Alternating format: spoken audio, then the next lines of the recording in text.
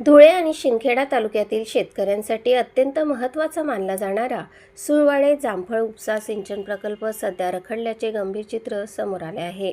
या प्रकल्पाचे सुमारे 75% काम पूर्ण झाले असतानाही गेल्या 2 वर्षांपासून प्रत्यक्ष काम ठप्प आहे।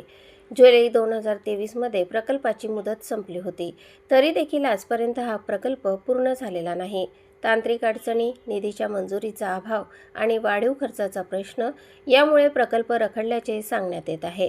सध्या फक्त काही ठिकाणी जलवाहिन्यांचे काम सुरू आहे, मात्र मुख्य सिंचन प्रकल्पाशी संबंधित कामे पूर्णपणे थांबलेली आहेत। या प्रकल्पातून धुळे आणि शिंदखेडा तालुक्यातील सुमारे 35,000 हेक्टर क्षेत्र सिंचनाखाली येणार होते। तसेच परिसरातील जवळपास 100 गावांना या प्रकल्पाचा थेट लाभ मिळणार होता। मात्र प्रकल्प रखडल्यामुळे शेतकऱ्यांच्या आक्षेपांवर पाणी फिरले आहे।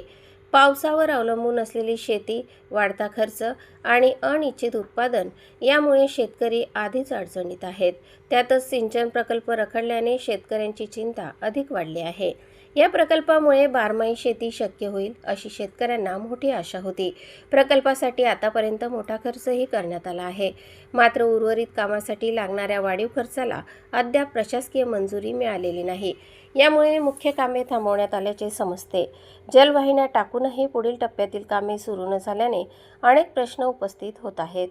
प्रकल्प पूर्ण न झाल्यास आतापर्यंत केलेला खर्च वाया जाण्याची भीती व्यक्त होत आहे।